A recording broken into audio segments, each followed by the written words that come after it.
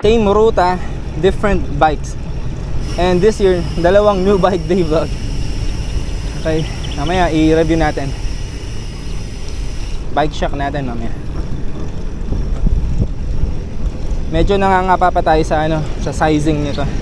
I mean, tama naman yung size. So far wala pa namang masakit. Malalaman mo yan kapag medyo long distance na. Mga 50 plus to 100. Yung mga start ng sasakit doon.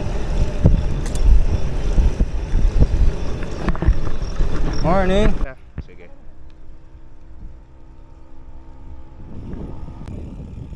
Stretch ng legs.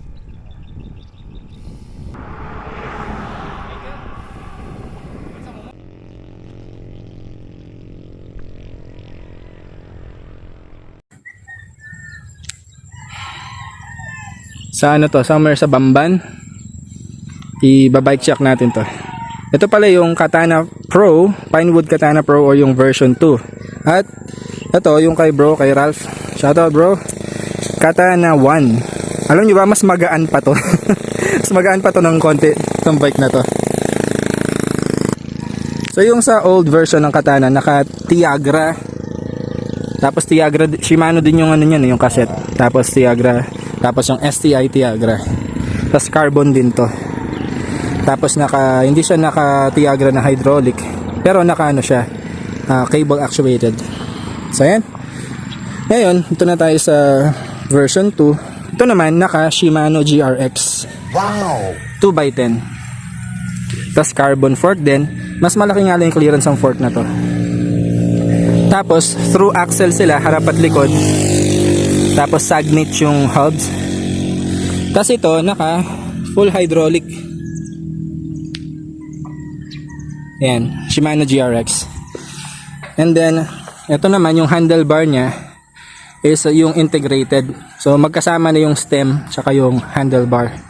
Tapos sa nakikita nyo, actually nakikita nyo, wala kayong nakikita na cable. Kasi naka full internal cabling. Nandito yung kable niya. Andyan sa ilalim. Hindi makita. Tapos yung mga mounts ng frame, aluminum frame pala. Dito meron dito sa top tube bag. Tapos dalawa dyan. Tapos meron dito pang tools mo, ganyan. Ano pa ba? Yung rim. Ayan yun, deep siya. Tapos ano daw yan, tubeless ready. Although di na ako mag-tubeless siguro. Tapos seat post niya, andito yung adjustan niya. Uy, natumba. Okay, cut. Ayun. So, Shimano GRX din yung FD and RD niya. Yung RX 400. Siyempre may clutch din. Lahat ng Shimano may clutch.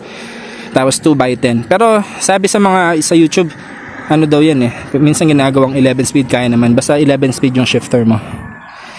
So yun lang. Continental Terra Trail 700 by 40 mm yung yung tires.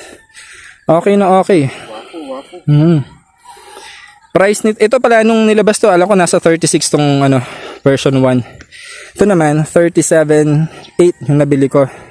Sa ibang store 40k. Oo. Sulit na sulit niya na yung pinakamurang naka GRX na mid-range na bike or entry level pa nga eh. Thank you.